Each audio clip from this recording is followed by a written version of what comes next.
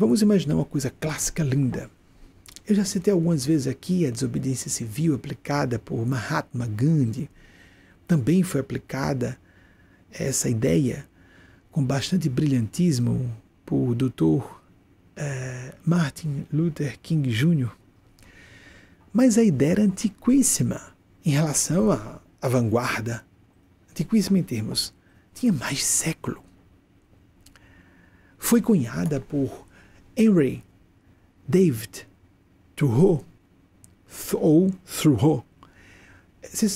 O pessoal dos bastidores pode, por favor, pesquisar, e eu acredito que vai ser fácil encontrar uma imagem com direitos autorais, porque ele desencarnou em 1862 e nasceu em 1817.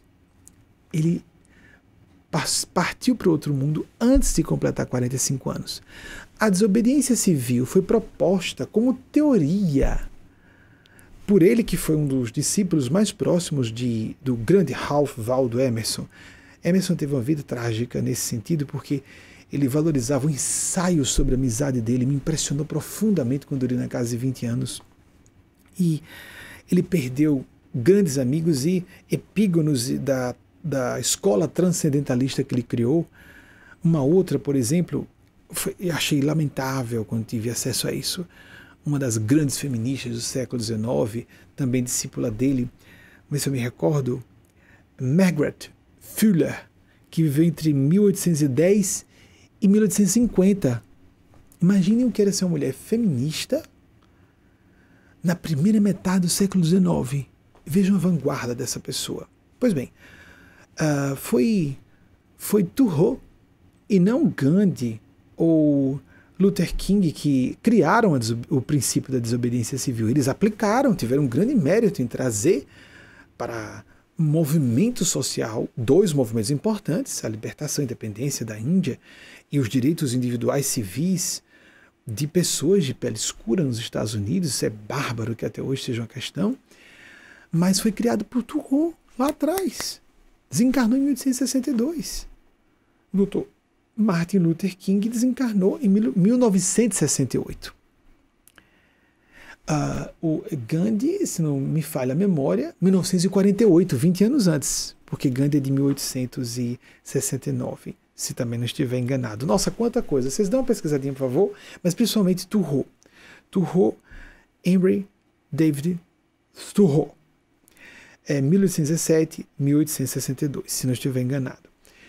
Vejam, um princípio, mas como vamos aplicar? Mas, pois é, ele estava muito à frente do tempo. Ele era um transcendentalista, discípulo direto de Emerson, Ralph Waldo Emerson, 1800, já citei aqui algumas vezes, porque sou apaixonado por Emerson, 1803, 1882. Ele teve que acompanhar a morte de dois dos seus mais próximos discípulos, inclusive autorizando existirem mulheres entre suas discípulas, né, o que era incrível que isso fosse revolucionário há menos de 200 anos, mas era revolucionário. Viveu nessa região aqui, de New England, que é a região mais tradicional, mais culta nos Estados Unidos. As tradições das grandes universidades, são as principais, estão aqui nessa região. E pelo que eu me recordo, ele viveu no estado de Massachusetts, mas isso eu não tenho muita segurança. Pois bem, a Margaret Fuller morreu de forma trágica, afogada. E imagino que tenha sido uma espécie de aterramento. Ela funcionou como fio terra do ódio. Vocês imaginam uma correspondente de um jornal importante na Europa. Primeira mulher correspondente, pelo menos a norte-americana, não sei se do mundo inteiro, mas norte-americana de certeza. Isso aí é fácil pesquisar. E eu tenho a impressão que algumas dessas pessoas foram como se fossem para-raios do ódio, da hostilidade, da contestação de multidões. Como assim uma mulher assumir a função de um homem? Para a época era isso. A gente hoje pode dizer, não, se eu estivesse lá, se você estivesse lá, nós não sabemos o que é estar submetidos a um padrão hipnótico cultural de uma circunstância e de uma época. Nós não sabemos o que é isso. Muitas pessoas hoje que gritam de forma veemente em favor de mulheres negras e negros LGBTs foram as maiores perseguidoras desses grupos no passado.